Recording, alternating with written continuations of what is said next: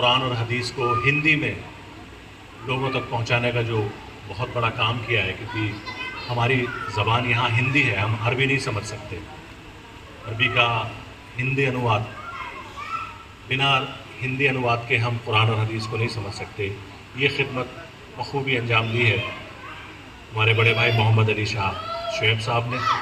आज के हमारे स्पीकर में बहुत एहतराम के साथ गुजारिश करूँगा शुएब साहब मंच पर तशरीफ़ लाएं।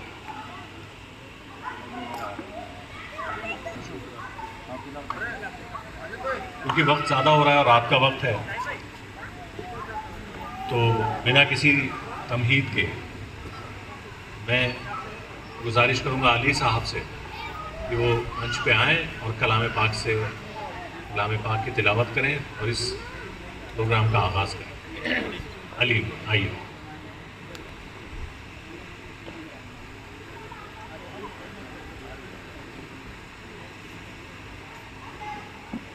मोहतरम हज़रात, अस्सलामु अलैकुम वरहमतुल्लाहि वबरकातुहू।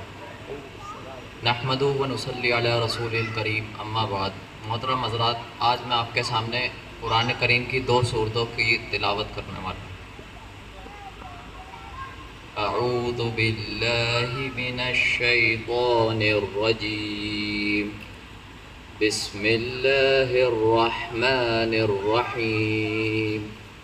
वद्दुहा वल्लैलि इज़ा सजा मा वद्दअक रब्बुक वमा क़ला वलल आखिरतु खैरुल लक मिनल ऊला वलसौफ युअतीक रब्बुक फतर्दा अलम यजिदक यतीमन फआवा ववजदक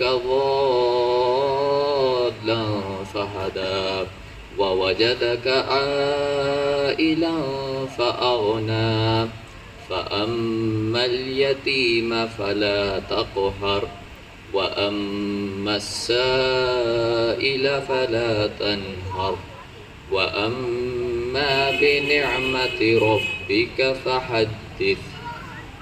सूरतुश शरह। बिस्मिल्लाहिर रहमानिर रहीम।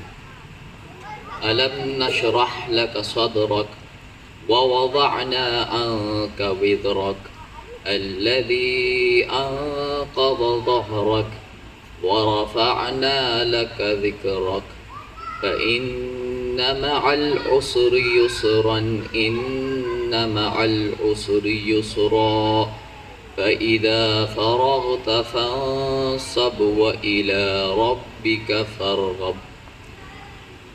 इन सूरतों का जिनका मैंने ज़िक्र करा है आपके सामने, इनका तर्जमा भी मैं आपको बताऊंगा, और ये तर्जमा हज़रत मोहम्मद मुफ्ती तक़ी उस्मानी साहब का लिखा गया है। सूरतुज़ ज़ुहा। बिस्मिल्लाहिर रहमानिर रहीम। शुरू अल्लाह के नाम से है जो सब पर मेहरबान है, बहुत मेहरबान है। वद्दुहा, ए पैगंबर, कसम है चढ़ते दिन की रोशनी की। वल्लैलि इज़ा सजा, और रात की जब उसका अंधेरा बैठ जाए।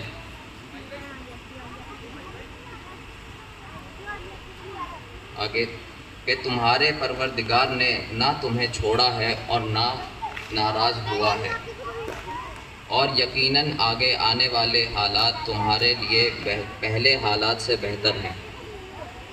और यकीन जानो कि अनकरीब तुम्हारा परवरदिगार तुम्हें इतना देगा कि तुम खुश हो जाओगे। क्या उसने तुम्हें यतीम नहीं पाया था, फिर तुम्हें ठिकाना दिया, और तुम्हें रास्ते से नावाकिफ़ पाया तो रास्ता दिखाया, और तुम्हें नादार पाया तो गनी कर दिया। अब जो यतीम है तुम उनसे सख्ती मत करना, और जो सवाल करने वाले हों उसे झड़कना नहीं, और जो तुम्हारे परवरदिगार की नेमत है उसका तज़किरा करते रहना। सूरतुश शरह की जो तिलावत की थी। ए पैगंबर, क्या हमने तुम्हारी खातिर तुम्हारा सीना खोल नहीं दिया, और हमने तुमसे तुम्हारा वो बोझ उतार दिया है जिसने तुम्हारे कमर तोड़ रखी थी, और हमने तुम्हारी खातिर तुम्हारे तज़किरे को ऊंचा मकाम अता कर दिया है। चुनाचे हकीकत ये है कि मुश्किलात के साथ आसानी भी होती है, यकीनन मुश्किलात के साथ आसानी भी होती है।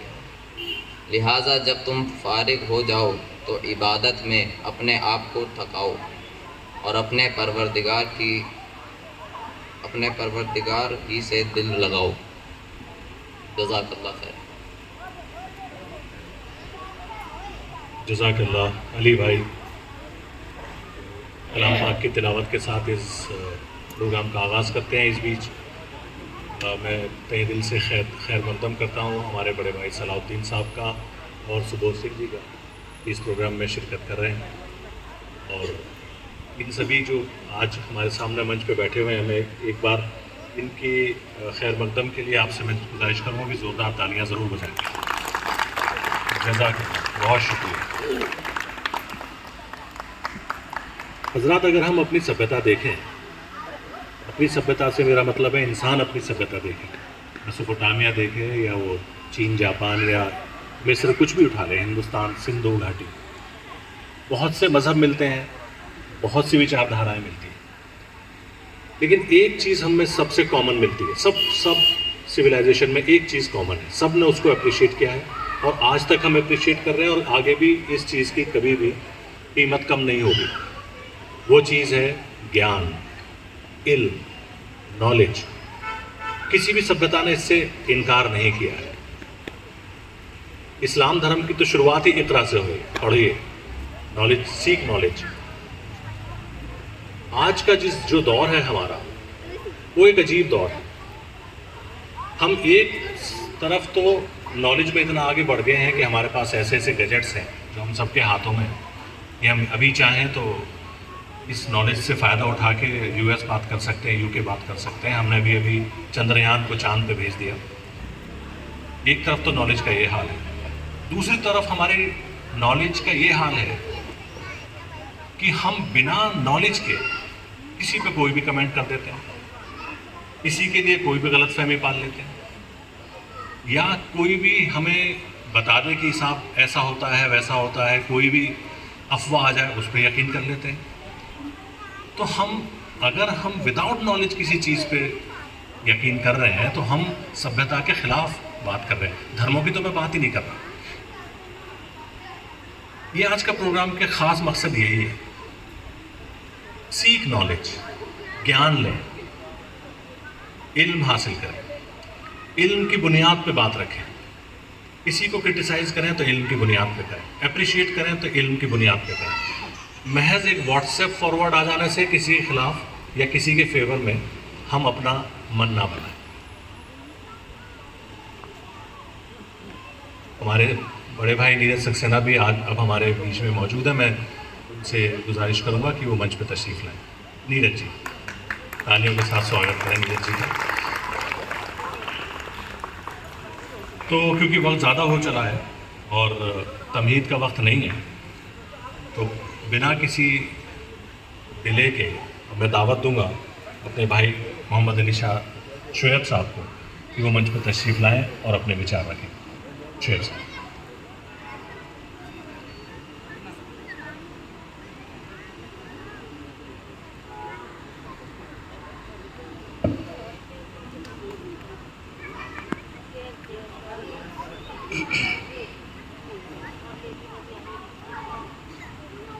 सारी की सारी प्रशंसाएं,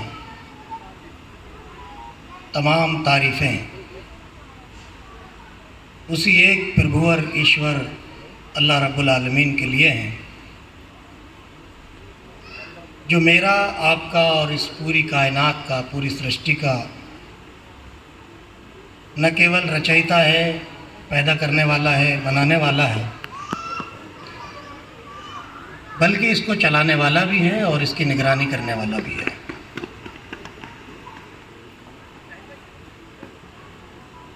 दरूद व सलाम हो हिदायत की उस अजीम शम्मा पर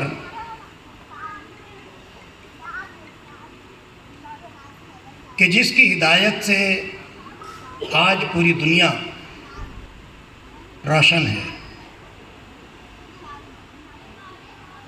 हज़ारों दरूद व सलाम हो शांति के दूत प्रॉफिट मोहम्मद पर कि जिन्होंने जंग के मैदान में भी शांति का संदेश दिया, अमन व सलामती का पैगाम दिया और वक्त पड़ने पर अपने कट्टर से कट्टर दुश्मन को भी न केवल माफ़ कर दिया बल्कि उसके साथ हुस्न सलूक की ताकीद की। लाखों दुरूद व सलाम उस मानवता उपकारक पर कि जिसने मानवता के सामने जो चुनौतियां थी उनका न केवल सामना करना सिखाया बल्कि जो सामाजिक समस्याएं थी उनका एक पायदार सॉल्यूशन, एक पायदार हल लोगों के सामने पेश किया। आज की ये महफिल, आज का ये कार्यक्रम उसी महान हस्ती की शिक्षाओं को जानने और समझने के लिए है।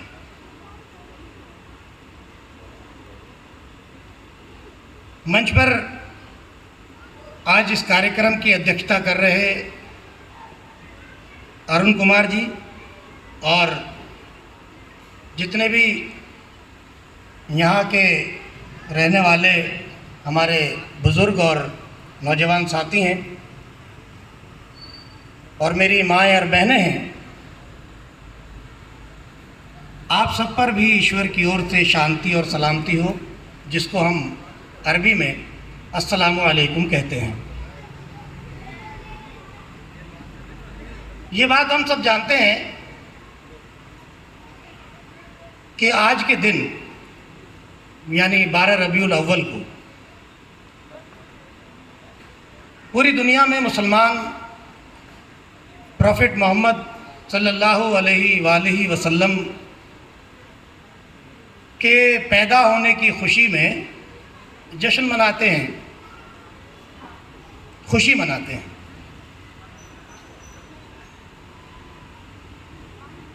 ये हम सब जानते हैं कि प्रॉफिट मोहम्मद सल्लल्लाहु अलैहि वसल्लम की अज़मत के हवाले से बात करते हैं, उनकी महानता क्या है।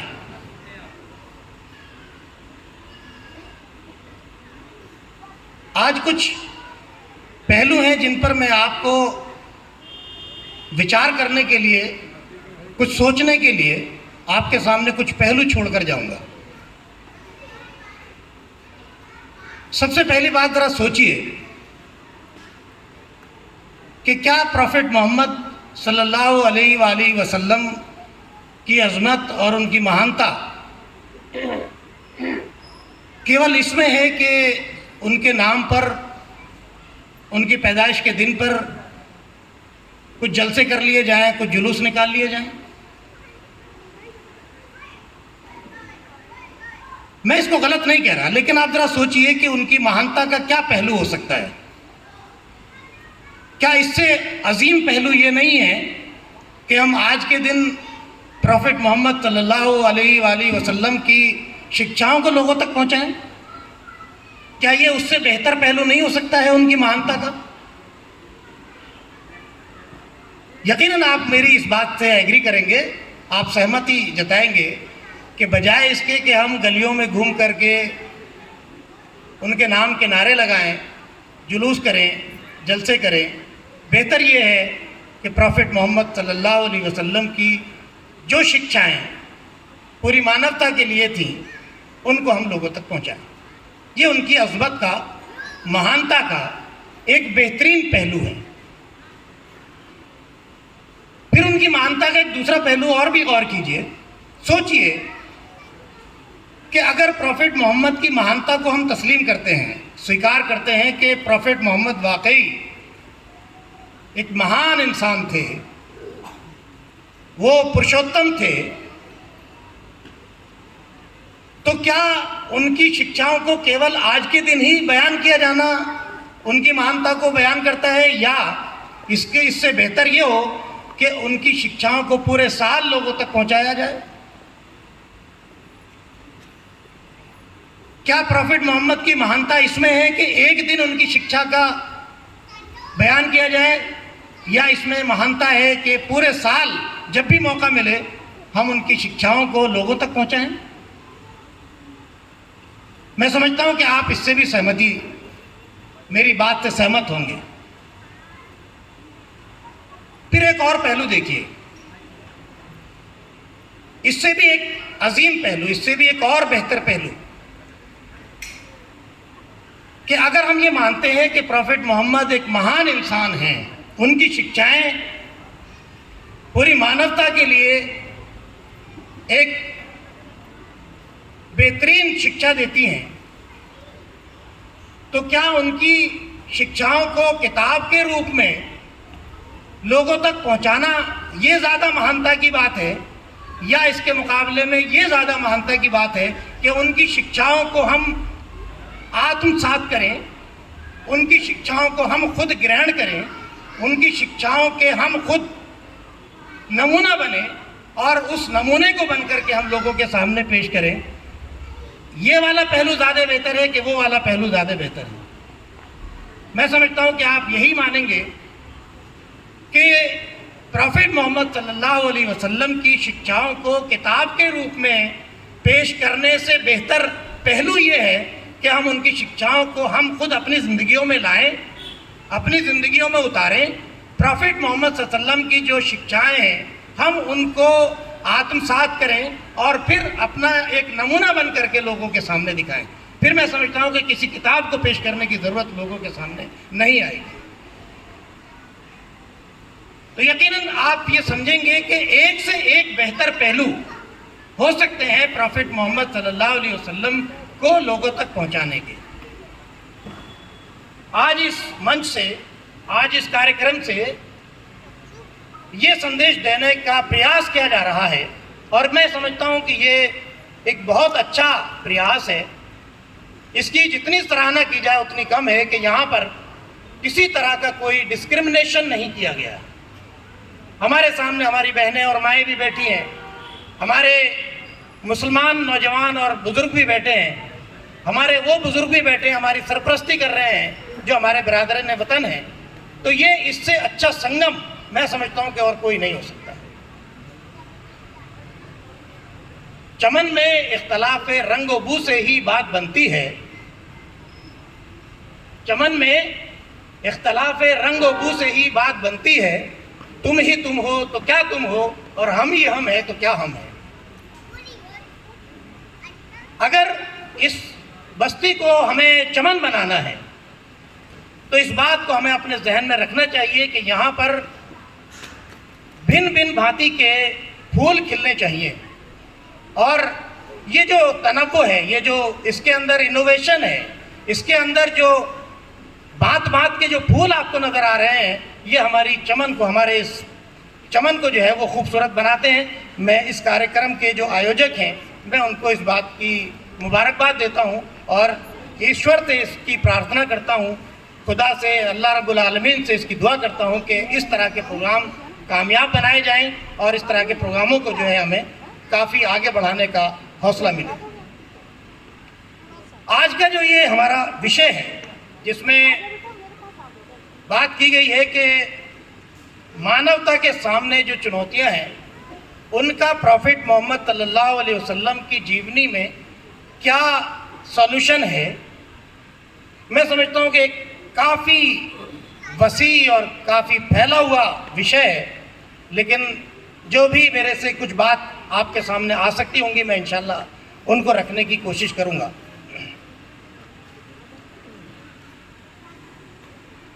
तो जैसा कि मैंने आपके सामने बात रखी कि प्रॉफिट मोहम्मद सल्लल्लाहु अलैहि वसल्लम की शिक्षाओं के हवाले से कुछ गलतफहमियां ऐसी हैं कि जिनको दूर किया जाना ज़रूरी है। खुद मुसलमानों को कुछ गलतफहमियां हैं और हमारे जो बिरादरान वतन हैं, जो हमारे गैर मुस्लिम भाई हैं, उनके जहनों में भी कहीं ना कहीं कुछ गलतफहमियां हैं। उसमें यकीनन हमारा ही ज़्यादा दोष है कि हमने इस तरह के कार्यक्रम नहीं किए, इस तरह की बातें नहीं की कि उनको ये बात पता चल सकती या गलतफहमियां दूर हो सकती। प्रॉफिट मोहम्मद सल्लल्लाहु अलैहि वसल्लम के बारे में जो खुद मुसलमानों को गलतफहमी है वो ये है कि मुसलमान ये समझते हैं कि प्रॉफिट मोहम्मद सल्लल्लाहु अलैहि वसल्लम मात्र एक धर्म गुरु हैं, एक मजहबी पेशवा हैं। ये कॉमन बात है। और क्योंकि मुसलमान खुद ये समझते हैं कि ये धार्मिक गुरु हैं, धर्म गुरु हैं, धार्मिक पेशवा हैं, तो हमारे गैर मुस्लिम भाई को क्या कुछ और थोड़ा ही समझेंगे? उनको तो बाकायदा ये बात बताई जाती है कि भाई वो मुसलमानों के धर्म गुरु हैं। दूसरी गलतफहमी प्रॉफिट मोहम्मद सल्लल्लाहु अलैहि वसल्लम के बारे में ये बताई जाती है, ये थोड़ा सा मॉडर्न ख्याल है। कुछ लोग ये समझते हैं कि प्रॉफिट मोहम्मद एक समाज सुधारक है। ये दोनों बातें गलतफहमी पर, भ्रांति पर बेस करती हैं। सच्ची बात यह है जो माइकल हार्ट ने कही थी प्रॉफिट मोहम्मद के बारे में कि he was the only man in the history who was supremely successful on both religious and secular level। उन्होंने कहा था कि प्रॉफिट मोहम्मद दुनिया में वाहिद और अकेले वो शख्स हैं जो दोनों मैदानों में, यानी मजहबी मैदान में भी और सेकुलर मैदान में भी सुप्रीमली सक्सेसफुल। हम सब ने बहुत सारे महापुरुषों को पढ़ा होगा, सुना होगा, देखा होगा। आप किसी भी महापुरुष को उठा के देखिए, उनकी विशेषताएं आप बहुत सारी गिनाएंगे, लेकिन या तो वो निरे एक रिलीजियस, एक धार्मिक गुरु की हैसियत से उनको जानते होंगे, या फिर वो एक लीडर होंगे, सोशल लीडर होंगे, पॉलिटिकल लीडर होंगे। प्रॉफिट मोहम्मद सल्लल्लाहु अलैहि वसल्लम के बारे में यह गलतफहमी हमको दूर करनी चाहिए। पहले हम खुद मुसलमानों को और फिर हमारे गैर मुस्लिम भाइयों को भी ये बात हमें पहुंचानी चाहिए कि प्रॉफिट मोहम्मद सल्लल्लाहु अलैहि वसल्लम कोई महज धार्मिक गुरु नहीं थे, धर्म गुरु नहीं थे, मजहबी पेशवा नहीं थे, और वो महज एक समाज सुधारक भी नहीं थे, बल्कि वो प्रॉफिट थे, नबी थे, ईश्वर के दूत थे, अल्लाह के मैसेंजर थे। अब बड़ा कंफ्यूजन होगा कि ये क्या बात कही भाई। या तो हम इसी हवाले से जानते हैं कि मजहबी गुरु है, या ये सब इस हवाले से जानते हैं कि वो एक समाज सुधारक होंगे। तो इस गलतफहमी को फिर से हम दूर कर लें कि समाज सुधारक जो होता है वो समाज को सुधारने के लिए खुद खड़ा होता है। कोई भी इंसान समाज सुधारने के लिए खड़ा हो सकता है, लेकिन जो नबी होता है, जो प्रॉफिट होता है, वो खुद खड़ा नहीं होता, उसे डिप्यूट किया जाता है ईश्वर की ओर से। पहली खूबी, पहला डिफरेंस। समाज सुधारक जो होता है वो ज्ञान हासिल करता है, ज्ञान अर्जन करता है, इल्म हासिल करता है। प्रॉफिट जो होता है, नबी जो होता है, वो ज्ञान अर्जित नहीं करता, बल्कि उसको ज्ञान दिया जाता है, रिवील किया जाता है उसको।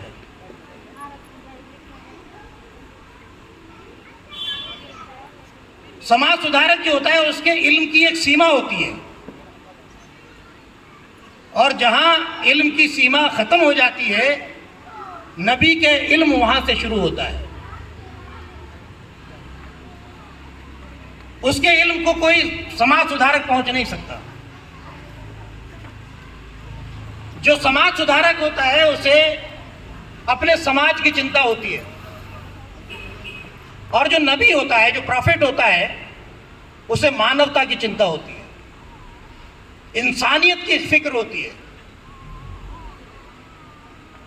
समाज सुधारक जो होता है वो वक्ती मसाइल को एड्रेस करता है, जो कंटेम्परेरी जो इश्यूज होते हैं वो उनको एड्रेस करता है, उनको सॉल्व करता है, और प्रॉफिट जो होता है वो परमानेंट सॉल्यूशन देता है किसी भी समस्या का, जो फॉर एवर होता है।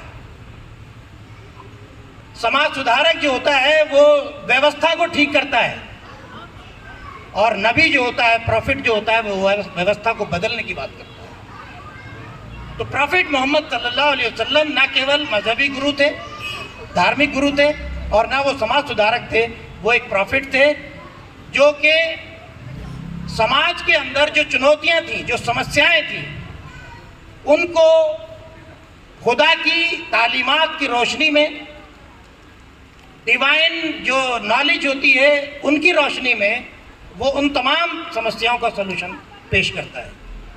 इस तरह से हम देखते हैं कि नबी के दो काम होते हैं। एक काम तो ये होता है कि ईश्वर की ओर से जो भी शिक्षाएं आती हैं वो इंसानों तक पहुंचाने का काम करता है, लेकिन ये काम तो पोस्टमैन भी कर देता है। नबी पोस्टमैन तो होता नहीं है कि एक तरफ से लिया दूसरी तरफ तक पहुंचा दिया। तो एक काम होता है कि ईश्वर की ओर से जो भी शिक्षाएं मिले वो इंसानों तक पहुंचा दी जाए। दूसरा काम ये होता है कि उस वक्त की जो सामाजिक समस्याएं होती हैं, जो चुनौतियां होती हैं, उनको सामना करें और उनका वो परमानेंट सॉल्यूशन वो दे करके जाए, प्रैक्टिकल सॉल्यूशन वो दे। तो ये दो काम जो है वो नबी के हुआ करते हैं। अब हम अगर देखना चाहें कि प्रॉफिट मोहम्मद सल्लल्लाहु अलैहि वसल्लम ने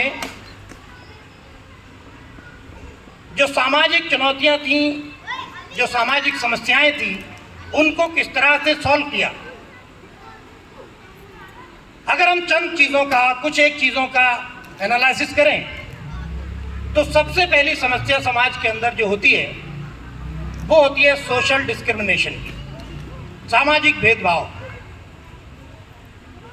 ये मानव समाज के अंदर सबसे पहली और सबसे बड़ी चुनौती होती है। डिफरेंट लेवल पर, अलग अलग लेवल पर भेदभाव इंसानों के दरमियान ये किया जाता है, किया जाता रहा है, आज भी हो रहा है। लेकिन जब ये सोशल डिस्क्रिमिनेशन किसी समाज के अंदर बढ़ता है तो समाज जो है वो, उसके अंदर नुकसान होते हैं, वो इम्बैलेंस का शिकार हो जाता है। सोशल लेवल पर अनइक्वालिटी पैदा हो जाती है, और ये अनइक्वालिटी जो है ये दलितों और अगड़ों के बीच का मसला नहीं होता केवल। ये सिर्फ ऐसा नहीं होता कि कुछ लोग दलित होते हैं और कुछ लोग जो हैं वो अगड़े जाति के होते हैं। ये केवल इतना नहीं होता, ये भी होता है। अलग अलग देशों में, अलग अलग क्षेत्रों में ये डिस्क्रिमिनेशन अलग अलग नामों से होता है। भारत में भी था, अरबों में भी था। अरबों में काले और गोरों के नाम से था, अरबों और हबशियों के हवाले से था, और इस कदर डिस्क्रिमिनेशन था कि जो गुलाम हुआ करते थे, जो काले हबशी हुआ करते थे, उनकी हैसियत समाज के अंदर बिल्कुल जानवरों से बदतर हुआ करती थी। प्रॉफिट मोहम्मद सल्लल्लाहु अलैहि वसल्लम ने इस चुनौती को स्वीकार किया और इसको खत्म किया जड़ से।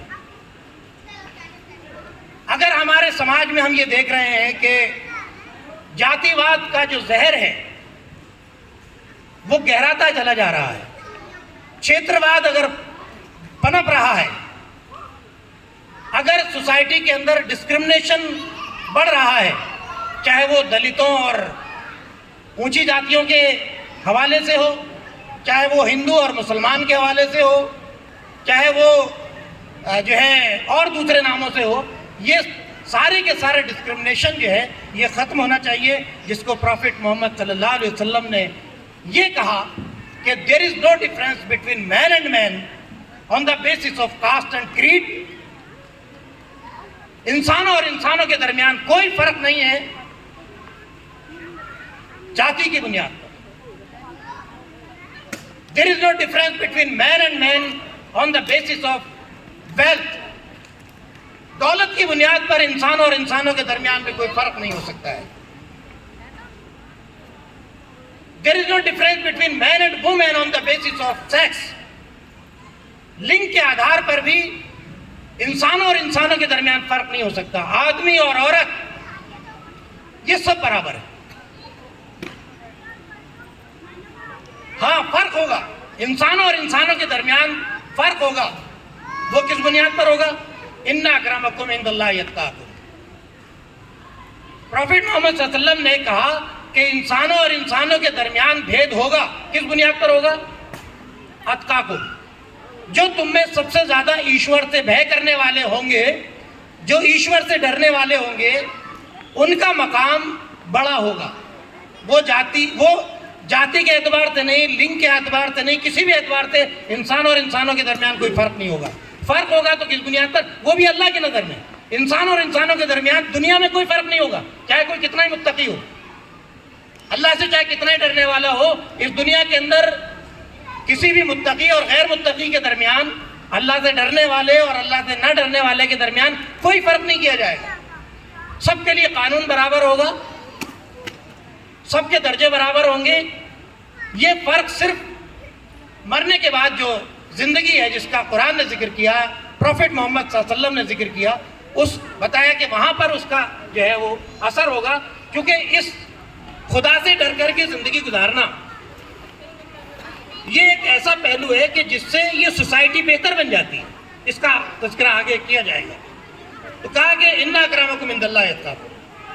अल्लाह के नज़दीक बड़ा अगर कोई है तो वो सिर्फ तक़वा की बुनियाद पर है। Otherwise all are equal and all are the son and daughter of Adam and Eve. सब के सब बराबर हैं और सब आदम और हवा की औलाद है। इस सोशल डिस्क्रिमिनेशन में सबसे ज्यादा जो शिकार तबका बना है वो महिलाओं का तबका है, औरतों का तबका है। एक जमाना था जब औरतों को पैर की जूती भी नहीं समझा जाता था। एक जमाना ये था, बल्कि बहुत सारी तहजीबें, बहुत सारे सभ्यताएं, बहुत सारी ऐसी भी थी कि वो ये समझते थे, उनका ये अकीदा था, ये मानना था उनका कि औरत के अंदर रूह नहीं होती है। ये बिल्कुल उसी तरह से जानवर हैं जिस तरह से हमारे गाय, भैंस और बकरियां होती हैं, बिल्कुल उसी तरह के जानवर हैं, इनके अंदर रूह नहीं होती है। सोशल डिस्क्रिमिनेशन की आप इंतहा देखें कि इसी सभ्यता में, इसी मानव सभ्यता में औरतों का ये दर्जा कि उनको पैरों की जूती के बराबर भी उनका दर्जा नहीं था। और आज भी अगर गौर करें, थोड़ा सा डिबेटेबल टॉपिक हो सकता है, लेकिन अगर आज भी गौर करें तो इस औरत जात पर दोहरा बोझ डाल दिया गया है। इस मॉडर्न सोसाइटी ने भी औरत को औरत की हैसियत से इज्जत नहीं दी है। पहले औरत को मर्द बनाओ, उसके बाद उसको इज्जत मिलेगी। तो आज भी औरत के ऊपर जुल्म हो रहा है, दोहरा बोझ डाला जा रहा है, जिसके चलते आप रिपोर्ट पढ़ें कि जितनी भी औरतें जो बाहर जाकर के काम करती हैं, उनका 75% उनका तबका ऐसा है कि जो डिप्रेशन का शिकार है। जाहिर है कि बाहर जाकर के भी काम करे, घर में भी आकर के काम करे, तो फिर आप समझ सकते हैं कि उनकी आज़ादी का क्या होगा। टाइम्स ऑफ इंडिया की एक रिपोर्ट आई थी, उसमें एक बात कही गई, नोट करने की बात है। कहा कि आज की सोसाइटी औरत को किस नज़र से देखती है, उसका एक झलक आप जरा गौर कीजिए। वो कहते हैं कि लुक लाइक ए वुमेन, वो दिखनी चाहिए औरत, बिहेव लाइक ए लेडी, जब वो गुफ्तगू करे, जब वो चले तो बिल्कुल औरत की तरह चले। थिंक लाइक ए मैन, सोचे तो मर्द की तरह, but work like a dog, जब काम करे तो कुत्तों की तरह काम करे। आप जरा तस्वीर कीजिए, आप अपनी आंखें खोल कर देखिए, जो वर्किंग वुमेन है उनकी सूरत हाल देखिए। उन बेचारियों पर कितना बोझ लादा गया है। और ये सब सोशल डिस्क्रिमिनेशन है जो औरत जात के ऊपर पहले किसी और नाम से हो रहा था, आज किसी और नाम से हो रहा है। उस जात पर जो अत्याचार होते हैं, उनका जो कहना चाहिए आपका जो शोषण होता है, सेक्सुअल जो हैरेसमेंट होता है, मैं उसका तस्करा करना नहीं चाहता। बहुत दर्दनाक पहलू है। पूरी की पूरी मीडिया इस काम पर लगी हुई है कि किसी तरह से इस औरत को कमोडिटी बना दिया जाए। प्रॉफिट मोहम्मद सल्लल्लाहु अलैहि वसल्लम ने इस डिस्क्रिमिनेशन को ख़त्म किया। प्रॉफिट मोहम्मद सल्लल्लाहु अलैहि वसल्लम की जो शिक्षाएं हैं, वो उनका जो बुनियादी नुक्ता है वो ये है कि महिलाओं के अधिकारों की बात तो बाद में की जाएगी, पहले महिलाओं के अस्तित्व की बात होनी चाहिए। महिलाओं का अस्तित्व खतरे में है। प्रॉफिट मोहम्मद सल्लल्लाहु अलैहि वसल्लम के ज़माने में उनको जिंदा दफन कर दिया जाता था। आज लड़कियों को पैदा ही नहीं होने दिया जाता है। जरा सोचिए कि जब औरत होगी ही नहीं तो अधिकारों की बात कौन करेगा। तो प्रॉफिट मोहम्मद सल्लल्लाहु अलैहि वसल्लम की शिक्षाओं का परिणाम ये है, जो निचोड़ है वो ये है कि महिलाओं के अधिकारों से पहले उनके अस्तित्व की बात होनी चाहिए। उनके वजूद को बचाने की जरूरत है। आज रिपोर्ट पढ़ करके देखिए हिंदुस्तान की सूरत हाल क्या है। औरतें कम होती चली जा रही हैं। ये रेशो कितना घट रहा है, रात दिन जो है ये घटता चला जा रहा है। ये क्या हो रहा है? ये औरत का अस्तित्व जो है खतरे में है कि नहीं है? बातें करते हैं हम औरत के अधिकार की, महिलाओं के अधिकारों की, जबकि महिलाओं के अस्तित्व खतरे में है। प्रॉफिट मोहम्मद सल्लल्लाहु अलैहि वसल्लम ने इस डिस्क्रिमिनेशन को खत्म किया और कहा कि जो शख्स अपने घर में 3 बेटियों की परवरिश करे, उनका पालन पोषण करे, बेहतरीन शिक्षा दीक्षा दे और बेहतरीन जगह पर पूरे इज्जत और सम्मान के साथ उसका विवाह करे और उसकी निगरानी करे, फरमाया प्रॉफिट मोहम्मद ने कि मैं और वो शख्स जन्नत में ऐसे होंगे जैसे ये 2 उंगलियां। आप जरा सोचिए कि कितना बड़ा मकाम दिया है कि जो औरत यानी बच्चियों को पैदाइश पर खुश हो और उनकी परवरिश करे, उनका पालन पोषण करे, उनकी शिक्षा दीक्षा करे और उनका जो है बेहतरीन सम्मान के साथ उनको जो है रखे, उनके लिए कहा गया कि मैं और वो जन्नत में इस तरह होंगे जैसे ये 2 उंगलियां।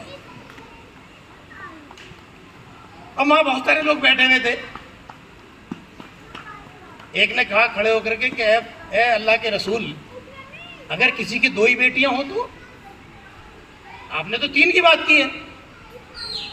तो प्रॉफिट मोहम्मद ने कहा कि उसके साथ भी यही मामला है। फिर पूछने वाले ने आगे बात नहीं पूछी कि अगर किसी के 1 ही हो तो। मुद्दा समझ गए, आप भी समझ गए होंगे मुद्दा। असल बात क्या है? महिलाओं के अस्तित्व की बात करो। प्रॉफिट मोहम्मद सल्लल्लाहु अलैहि वसल्लम ने ये सॉल्यूशन पेश किया।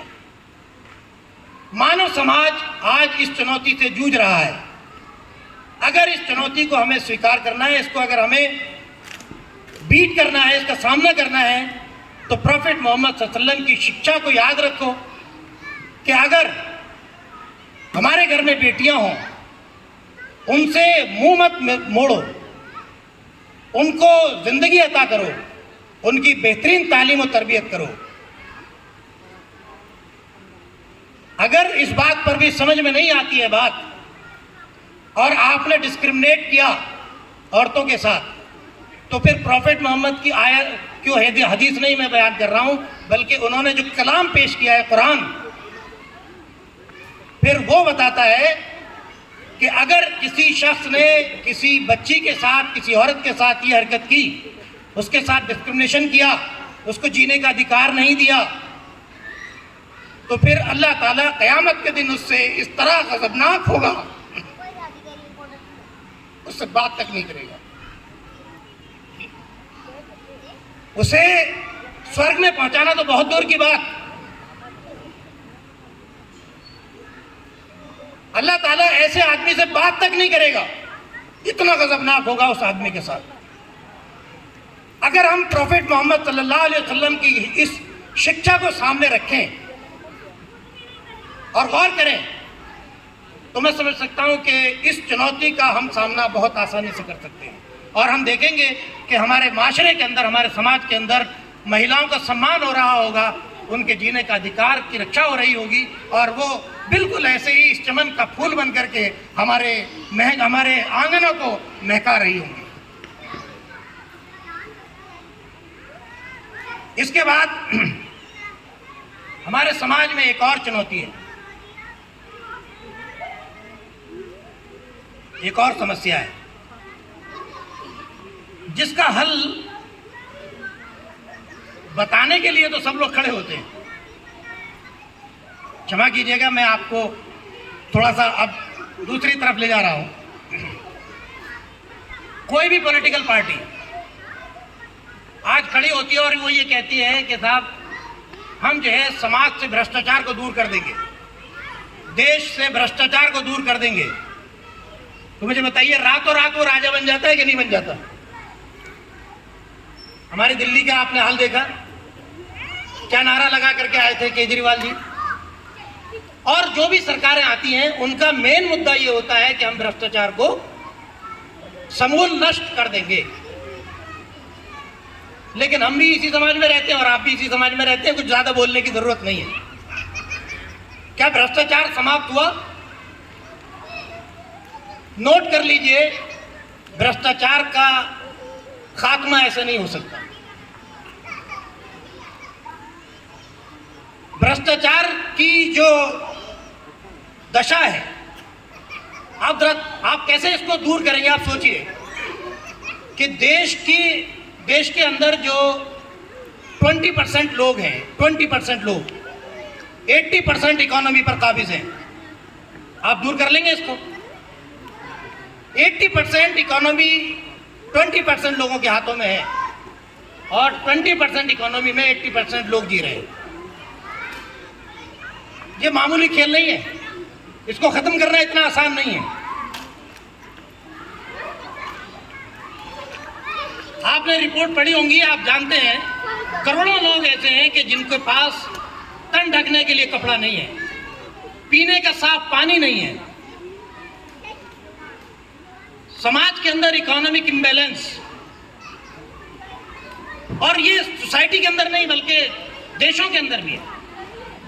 एक मुल्क ऐसा है दुनिया के अंदर जिसके पास पूरी दुनिया की इकोनॉमी का 51% हिस्सा है। आप कैसे दूर करेंगे इसको? प्रॉफेट मोहम्मद सल्लल्लाहु अलैहि वसल्लम ने इसका सॉल्यूशन दिया, और वो ये दिया, कहा कि जमा कर न रखो पैसे, इस मनी का फ्लो करो, बाजार में लाओ। अल्लज़ी जमा मालूम वाददा, कहा कि माल को जमा करके न रखो। अगर इस माल को जमा करके रखोगे तो इसका हिसाब देना होगा।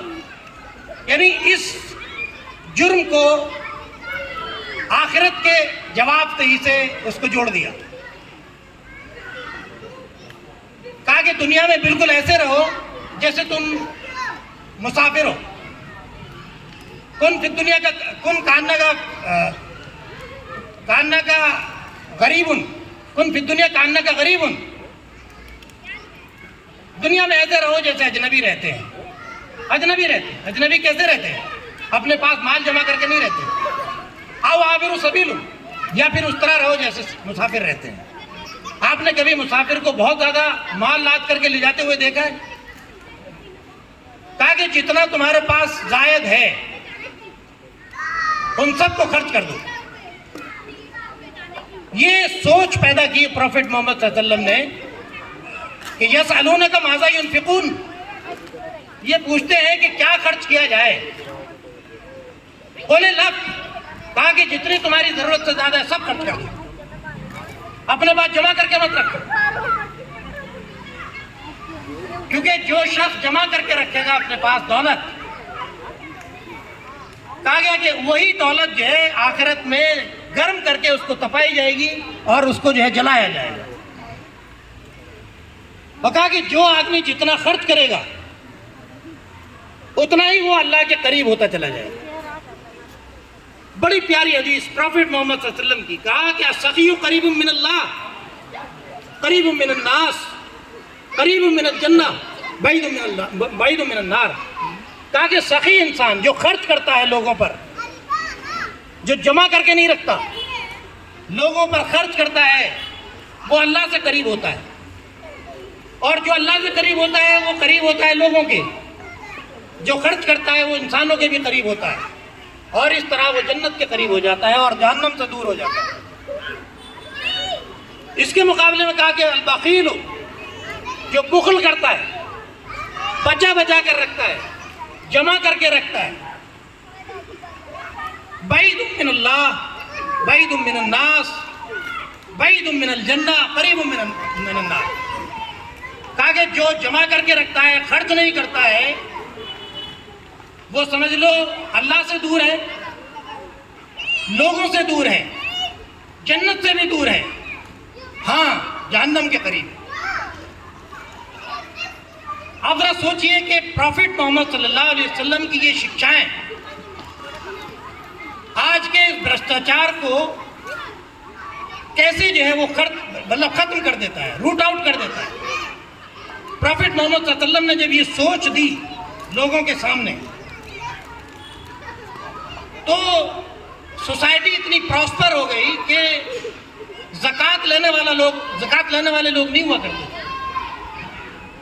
लोग अपने ज़कात लिए घूमते थे लेकिन मिलता नहीं था कोई आदमी। इतना प्रॉस्पर सोसाइटी।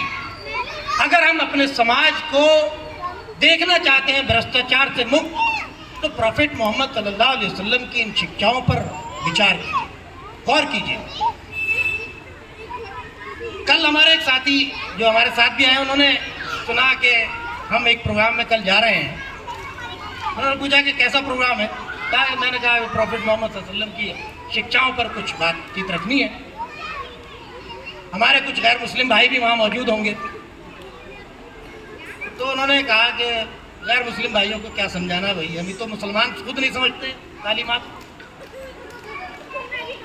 हमने कहा बात तो आपकी सही है, बात तो आपकी सही है कि वाकई हमारे मुसलमान भाई नहीं समझते इन शिक्षाओं को। उनको जो दिलचस्पी है वो जुलूस में, जलसों में तो है, और किसी हद तक इस जलसे में भी इज्तिमा कर लिया, बहुत अच्छी बात है, शिक्षा पहुंच गई। क्या प्रॉफिट मोहम्मद सल्लल्लाहु अलैहि वसल्लम की तालीमात को अपनी ज़िंदगियों में उतारने के लिए भी हम तैयार हैं?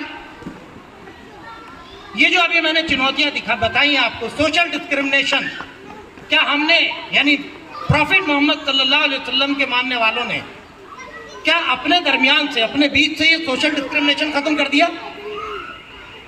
जब हमने खुद नहीं किया तो दूसरे लोग हमारी शिक्षाओं से क्या असर लेंगे? और सही बात तो ये है कि अगर हम इन शिक्षाओं को अपनी ज़िंदगी में उतारते तो फिर कोई दूसरा होता ही नहीं, सब हम ही होते। इसका मतलब ये नहीं है कि हम ये कह रहे हैं कि सब सारे हिंदू मुसलमान हो गए होते, ये बिल्कुल मकसद नहीं है।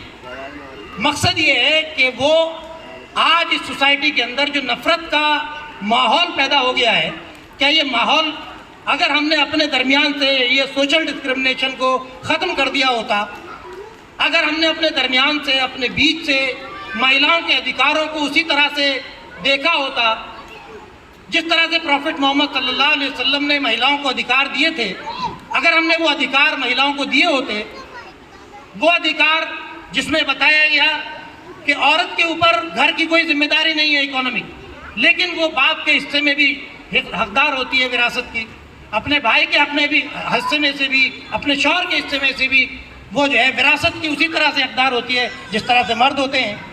क्या हमने वो हिस्सा अपने यहाँ औरतों को देना शुरू किया?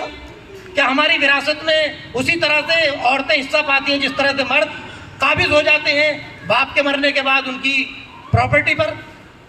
हमने नहीं किया। क्या भ्रष्टाचार से हमने खुद मुंह मोड़ा है? क्या करप्शन को हमने मुसलमानों ने ख़त्म कर दिया है? जब हमने खुद उनकी शिक्षाओं को आत्मसात नहीं किया, उनकी ज़िंदगी को अपने ज़िंदगी से मैच नहीं किया, तो फिर किस मुंह से हम लेकर के जाएं कि ये है प्रॉफिट मोहम्मद सल्लल्लाहु अलैहि वसल्लम की मानवता उपकारक शिक्षाएं। लेकिन फिर मैंने एक और बात सोची कि अगर मान लीजिए किसी आदमी को बुखार हो और मेरे पास पैरासीटामोल हो, तो क्या मैं उसको ना दूं जाकर? मैं उसको ना बताऊं कि भाई पैरासीटामोल है, आपको बुखार है, अगर आप चाहें तो इसको ले सकते हैं? ये जो मैंने चुनौतियां आपके सामने चंद एक गिनाई हैं, क्या ये चुनौतियां समाज की चुनौतियां नहीं हैं? क्या ये केवल मुसलमानों की चुनौतियां हैं? क्या ये समस्याएं केवल मुसलमानों की हैं? नहीं तो मैंने तो कोई एक समस्या भी ऐसी नहीं बताई कि जो सिर्फ केवल मुसलमानों की है। ये तो कॉमन समस्या है। करप्शन कॉमन समस्या है, महिलाओं का अधिकार कॉमन समस्या है, सोशल डिस्क्रिमिनेशन ये कॉमन समस्या है। अगर ये समस्या है और इस समस्या से हम जूझ रहे हैं और इसका सॉल्यूशन चाहते हैं, तो भाई पैरासीटामोल खाने में क्या दिक्कत है? अगर कोई आदमी खुद नहीं खा रहा हो बीमारी के बावजूद, तो ये उसका कसूर है। लेकिन अगर हम देख रहे हैं कि मैं बीमार से ग्रस्त हूं और मैं इसको लेकर के ठीक हो सकता हूं, तो हमें क्यों नहीं पेश करना चाहिए? और क्यों हमको परहेज करना चाहिए? क्या हम पैरासीटामोल को इसलिए लेने से इनकार कर देते हैं कि अमेरिका से बन करके आई है? हम अमेरिका का कोई प्रोडक्ट नहीं लेंगे चाहे हम मर जाएं? ये काम हम मेडिकल साइंस में तो नहीं करते? क्या हम सिर्फ जो इंडिया में बनने वाली मेडिसिन है, क्या हम उन्हीं को जो है उन्हीं का सेवन करते हैं? जब हम बीमार होते हैं और बीमारी का सॉल्यूशन हमको इजराइल की किसी कंपनी से मिल रहा होता है, तो हम वहाँ से ले लेते हैं। अमेरिका से मिल रहा होता है, वहाँ से हम ले लेते हैं। तो अगर समाज की समस्याओं का सॉल्यूशन अगर प्रॉफिट मोहम्मद सल्लल्लाहु अलैहि वसल्लम की शिक्षाओं में मिल रहा है, तो इसमें इतना पक्षपात क्यों? अगर मुसलमान नहीं कर रहे हैं तो ये उनका कसूर है। तो आज के इस मंच से मैं सबसे पहले तो मुसलमानों से ये आह्वान करता हूँ, उनसे गुजारिश करता हूँ कि प्रॉफिट मोहम्मद सल्लल्लाहु अलैहि वसल्लम की शिक्षाओं को समझिए। ये कोई एक दिन का उन्वान नहीं है, ये एक दिन के जलसे करने से काम नहीं होगा, ये जुलूस करने से काम नहीं होगा। प्रॉफिट मोहम्मद सल्लल्लाहु अलैहि वसल्लम की शिक्षाओं को समझिए, पूरे साल समझिए। और अगर आपको लगता है कि प्रॉफिट मोहम्मद सल्लल्लाहु अलैहि वसल्लम की शिक्षाएं वाकई ऐसी हैं कि उनको ज़िंदगी में उतारा जाना चाहिए, तो उतारिए, बिहेवियर में लाइए, लोगों को माफ़ कीजिए, लोगों को दीजिए। प्रॉफिट मोहम्मद सल्लल्लाहु अलैहि वसल्लम ने दुश्मनों को माफ़ किया है, आप भी माफ़ कीजिए, लोगों को माफ़ कीजिए, उनके साथ अच्छा व्यवहार कीजिए, सोसाइटी के अंदर शांति और सलामती का माहौल बनाइए। ये हमारी क्या इमेज बन चुकी है आज सोसाइटी के अंदर कि हमको किसी और नाम से पुकारा जाता है। ये अलग बात है कि ये इमेज किसने बनाई है, क्या इस इमेज को बनाने में हमारा भी कोई रोल है? अगर कोई रोल है तो खुदा के वास्ते और प्रॉफिट मोहम्मद सल्लल्लाहु अलैहि वसल्लम से निस्बत के वास्ते मैं आपसे गुजारिश करता हूं कि उस रोल को ख़त्म कीजिए। अगर हमारा कोई रोल है उस इमेज को ख़राब करने में, तो हम अपने इमेज को दुरुस्त करें और सोसाइटी के अंदर खड़े होकर के दिखाएं कि वाकई प्रॉफिट मोहम्मद सल्लल्लाहु अलैहि वसल्लम की शिक्षाएँ ऐसी हैं कि वो सोसाइटी के को जो है कुछ देने वाले होते हैं, सोसाइटी के अंदर वो अमन और सलामती के, शांति के दूत बन जाते हैं, वो लोगों को माफ़ करते हैं, दुश्मनों से भी दरगुजर कर जाते हैं। मैं मुसलमानों से ही गुजारिश करता हूँ, वहीं ये गुजारिश मैं अपने गैर मुस्लिम भाइयों से भी करता हूँ कि वो भी प्रॉफिट मोहम्मद सल्लल्लाहु अलैहि वसल्लम की शिक्षाओं को गौर करें, देखें, समझें। और अगर लगता है कि प्रॉफिट मोहम्मद सल्लल्लाहु अलैहि वसल्लम की शिक्षाएं हमारी सामाजिक चुनौतियों का सामना करने में, सामाजिक समस्याओं को हल करने में हमारी मदद कर सकती हैं, तो अंगीकार कीजिए, उनको आत्मसात कीजिए। क्यों आखिर इसमें पक्षपात किस बात का है? इन्हीं शब्दों के साथ मैं अपनी आज की इस वाणी को विराम देता हूँ। वाखिर दावाना अल्हम्दुलिल्लाह रब्बिल आलमीन।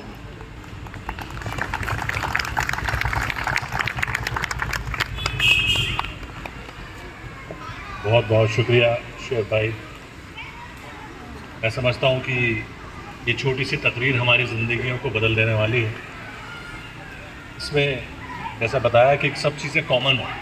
इसे अगर हम मज़हब के चश्मे से ना देखें, हम बहुत सारे थिंकर्स को पढ़ते हैं, हमें सब्जेक्ट में बहुत सारे थिंकर्स पढ़ाए जाते हैं। हमने अरिस्टोटल और प्लेटो को भी पढ़ा है, जो हिंदुस्तान में ना पैदा हुए, ना कोई हिंदुस्तानी उन्हें जानते भी नहीं, लेकिन हमने पढ़ा है। तो शुएब भाई की तजवीज़ को हमें कबूल करना चाहिए और हम एक बार प्रॉफिट मोहम्मद को भी पढ़ के देखें कि शायद उनकी जीवनी से हमें कुछ हासिल हो अपने भले के लिए। इसी के साथ मैं गुजारिश करूँगा हमारे साथी, हमारे दोस्त नीरज सक्सेना जी से कि वो मंच पर आए और दो शब्द।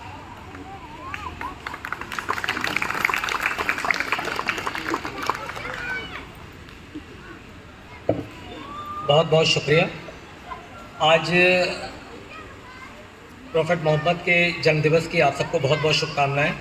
और मैं सबसे पहले तो एक बात ये कहना चाहूँगा कि हमने देखा है कि जब भी कभी कोई पर्व मुसलमानों का पड़ा, सेम टाइम हिंदुओं का पड़ा, तो यानी ये शो करता है कि हम सब एक दूसरे के संगम हैं।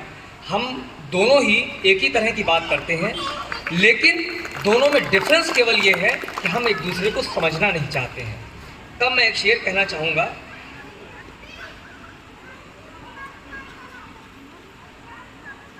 गैरियत तब तलक जब तलक मुलाकात ना थी, गैरियत तब तलक जब तलक मुलाकात ना थी, हुई जब बात तो लगा गैरों सी कोई बात ना थी, तब लगा गैरों सी। तो इस तरह की बैठक और इस तरह के मंच आयोजित होने चाहिए। और मैं तो कहूँगा कि जब हम गंगा जमनी तहजीब की बात करते हैं तो हम यथार्थ से भागते हैं, क्योंकि हम उस समय दिखावा कर रहे होते हैं।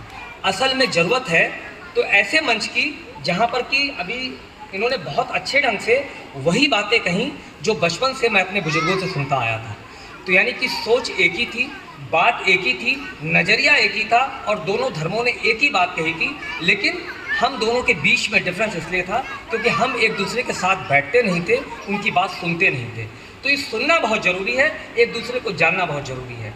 इस तरह के कार्यक्रम, इस तरह के आयोजन होने चाहिए। और आने वाले टाइम में मैं तो कहूँगा कि जब एक विद्वान इस्लाम का हो तो एक विद्वान हिंदुओं का भी हो, एक सिख का भी हो, एक ईसाई का भी हो, ताकि चारों धर्म जब एक ही बात बोलेंगे तो हमें समझ में आ जाएगा कि अंतर कुछ नहीं था, केवल वर्दी का फर्क था, बाकी सब एक था। जय हिंद, जय भारत।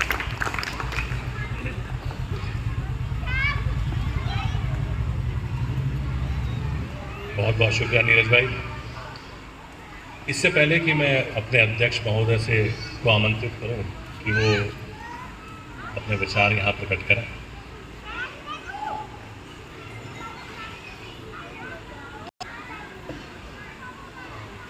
मैं ये बताना चाहता हूँ कि जो आज हमने छोटी सी तकरीर शुएब भाई की सुनी, इससे रिलेटेड, सिर्फ इसी से रिलेटेड, शुएब भाई ने भी बता दिया था, हम सब जानते हैं कि ये टॉपिक और किसी भी महान व्यक्ति की जीवनी किसी एक घंटे आधे घंटे में कैद नहीं की जा सकती।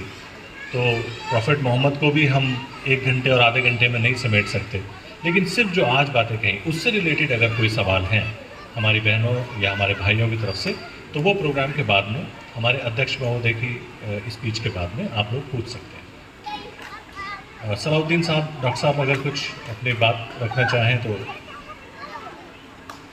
जी डॉक्टर साहब, चंद अल्फाज आपके।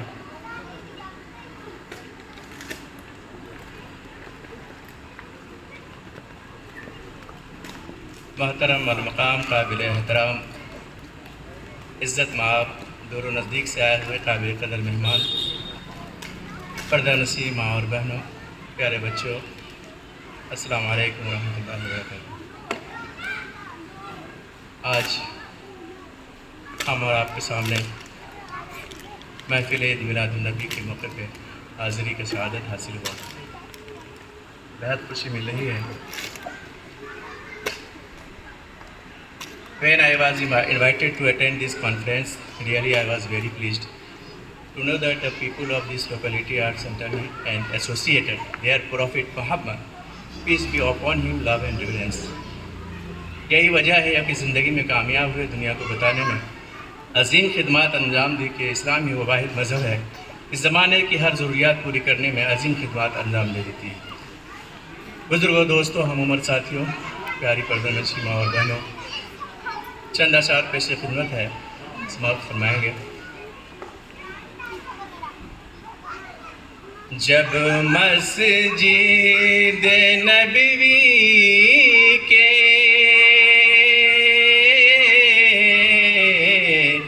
जब मस्जिद नबवी के मीनार नजर आए, जब मस्जिद नबवी के मीनार नजर आए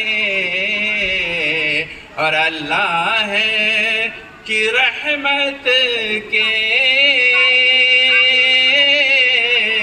अल्लाह की रहमत के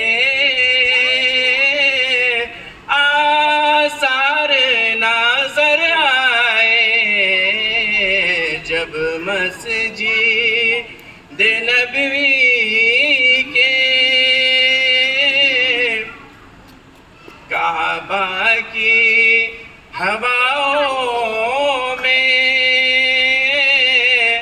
तैबा की फ़ज़ाओं में, काबा की हवाओं में,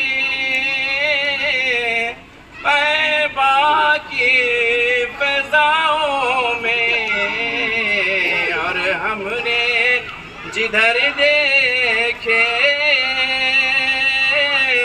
सरकार नजर आए, जब मस्जिद नबवी के।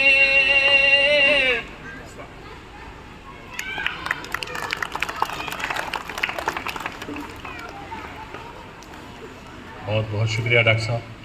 तरन्नुम में आपने चंद अशार समाप्त फरमाए। अब मैं निवेदन करूंगा अपने अध्यक्ष महोदय जी से कि वो मंच पर आए और 2 शब्द कहें। आपके बिना अधूरा है सर, आइए।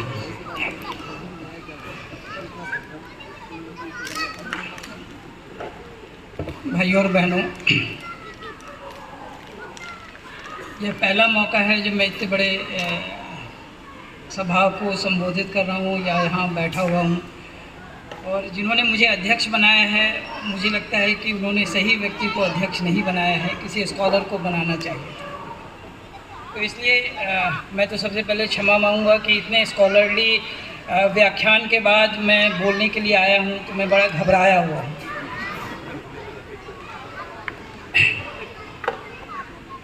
हमारे यहाँ कहा जाता है धार्यते इति धर्मः, मतलब जो हम धारण कर सकें, जो हम अपने में आत्मसात कर सकें, वही धर्म है। धार्यते इति धर्मः मतलब जो हमारा व्यवहार है, जो समाज के, दुनिया के अनुकूल हो, वही हमारा धर्म है। मुझे लगता है कि दुनिया के सभी धर्म इतनी सी बात करते हैं और इसी के ऊपर पूरी कायनात बसी हुई है कि जो हमारा व्यवहार है वो हमारे पड़ोसी के साथ कैसा हो, हमारे बच्चों के साथ कैसा हो, हमारे बुज़ुर्गों के साथ कैसा हो, हमारी पत्नी के साथ कैसा हो, यही इतना सही धर्म है। मुझे लगता है कि अभी जो हमने 1 घंटे का इनका व्याख्यान सुना, उसको यदि मूल बात कह दें तो इतनी सी बात है कि हमारा व्यवहार हमारे समाज के साथ कैसा हो, जिस देश में हम रहते हैं उसके प्रति कैसा हो, जिस मोहल्ले में हम रहते हैं उसके प्रति कैसा हो। आज का विषय था मानवता के समक्ष चुनौतियाँ। मानवता के समक्ष आज मुझे लगता है कि जब हम इतिहास पढ़ते हैं तो हम कहते हैं कि मध्ययुगीन बर्बरता, मुझे लगता है बर्बरता तो आज के समाज में है। कबीर ने कह दिया कि कंकड़ पत्थर जोड़ के मस्जिद लिए बनाए, उनका गला किसी ने नहीं काटा। लेकिन आज तुलसीदास को उनके लिखे हुए दोहों पर खूब जो है गालियाँ दी जा रही हैं। आज मतलब आज से 400 साल बाद हम उस परिस्थिति को नहीं देख रहे हैं। कबीर को तो की गर्दन नहीं उतारी गई, लेकिन आज हम ऐसे समाज में रह रहे हैं जो आज से 500 साल पहले लिखी गई किसी साहित्य पर उनको गालियां दी जा रही हैं, उनका पोस्टमार्टम किया जा रहा है। यह कैसा समाज हमने निर्माण कर दिया।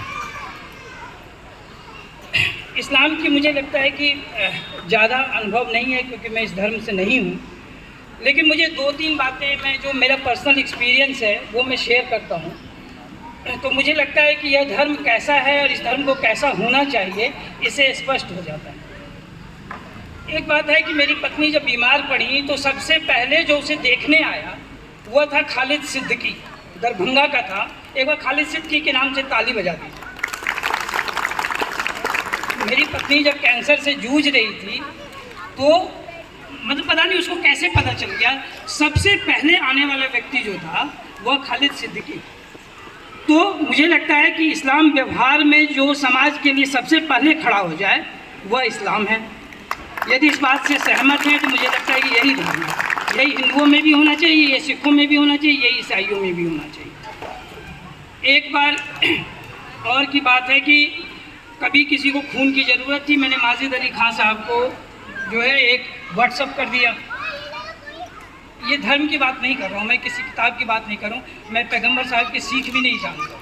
बट मेरा जो अनुभव है, निजी अनुभव है, 50 साल का हूँ, उसमें से जो 40 साल का मेरा अनुभव है मैं वह बता रहा हूँ कि एक बार किसी को खून की बड़ी सख्त ज़रूरत थी। मैंने माजिद अली खान साहब को, जो फेसबुक पे मुझसे लड़ते रहते हैं, उनको मैंने व्हाट्सअप किया। यकीन मानिए 15 मिनट में मेरे पास 15 कॉल आए कि भाई मैं तैयार हूँ, मैं तैयार हूँ, मैं तैयार हूँ, मैं तैयार हूँ, बताइए कि कहाँ आना है। एक बार ज़ोरदार ताली जो है माजिद अली खान साहब के लिए हो जाना चाहिए और इस्लाम के लिए भी हो जाना चाहिए, जो यह सिखाता है कि समाज को जब ज़रूरत हो तो खड़े हो जाओ समाज के साथ। मुझे लगता है कि यही कुरान में भी लिखा होगा, यही प्रॉफेट साहब ने भी कहा होगा कि जब ज़रूरत है। पिछले सितंबर में मेरी माँ गुजर गई। जब मैं यहाँ था नहीं, मैं सूरत में था, किसी गृह मंत्रालय के कार्यक्रम में था। मैं वहाँ से आते आते मुझे 8 बजे, मैं जब यहाँ सबसे पहले उतरा तो जिया भाई जो है मेरे सामने खड़े थे, उन्होंने मेरे कंधे पे हाथ रखा। मैं उस बात को भूल नहीं सकता। जिया भाई के लिए एक ताली हो जाए। मुझे लगता है कि इस्लाम को परिभाषित करने के लिए इन 3 उदाहरणों से और चौथे उदाहरण की ज़रूरत नहीं है। और एक उदाहरण मेरे पास है जिसका मैं जिक्र नहीं कर सकता, क्योंकि वह यह है कि आप किसी को मदद करो दाएं हाथ से तो बाएं हाथ को खबर न चले, बाएं हाथ से करो तो दाएं हाथ को खबर नहीं चले। तो उस गुमनाम शख्स के लिए भी एक ताली। अब जो है यह व्यवहार, यदि लास्ट में इस बात पर अंत में आए थे ये शोएब साहब कि हमारा व्यवहार ही परिलक्षित करता है कि हमारा धर्म क्या है, हमारे धर्म गुरुओं की सीख क्या है, नबी की सीख क्या है। तो मैं यह मानता हूँ कि जन्मदिन का जलसा ऐसे ही होना चाहिए। जन्मदिन का जलसा प्रॉफेट साहब के या किसी भी धर्म गुरु के, यदि हमारी रामनवमी भी मनाई जा रही हो, पुरुषोत्तम राम का भी जन्मदिन हो, तो हम भी जुलूस ना निकालें, ऐसे ही कोई कार्यक्रम करें जिसमें पूरे समाज की भागीदारी हो। और इन्हीं बातों के साथ मैं आप सबका धन्यवाद करता हूँ कि आपने मुझे सुना और यह मौका दिया। बहुत बहुत धन्यवाद।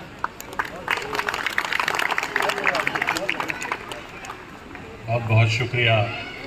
अभी आप बहुत बेहतरीन बात सुन रहे थे हमारे अध्यक्ष महोदय अरुण चंद्र राय जी की, और उन्होंने बिल्कुल सही कहा कि जो हम धारण करें, असल में तो धर्म वही है, जो हम धारण ही नहीं करते और सिर्फ मुज़बानी उसकी बातें करते हैं, वो पाखंड है, मुनाफिकत है। और ये हिंदू मुसलमान दोनों में खूब अच्छी तरह है। इस मामले में दोनों सेक्युलर हैं। ये धर्म की बड़ी अच्छी अच्छी बातें करो, अंदर कुछ और, मुंह पे नाम बगल में छुरी, ये बहुत पुरानी हमारी कहावत है और हम दोनों इसमें बहुत परफेक्ट हो चुके हैं। हमें अपने आप को बदलने की बहुत सख्त ज़रूरत है। तो अब प्रोग्राम हमारे इख्तिताम की तरफ आ चुका है, अंत की ओर हैं हम। अब जिन भाई या हमारी किसी बहन को जो भी सवाल, अगर जो तकरीर थी या अध्यक्ष महोदय से कोई सवाल पूछना हो तो प्लीज़ पूछें। 10 मिनट का सिर्फ बात है, उसके बाद ये प्रोग्राम खत्म। माइक है, आप हाथ खड़ा कर दें, माइक हमारे साथी आप तक पहुँचा दें।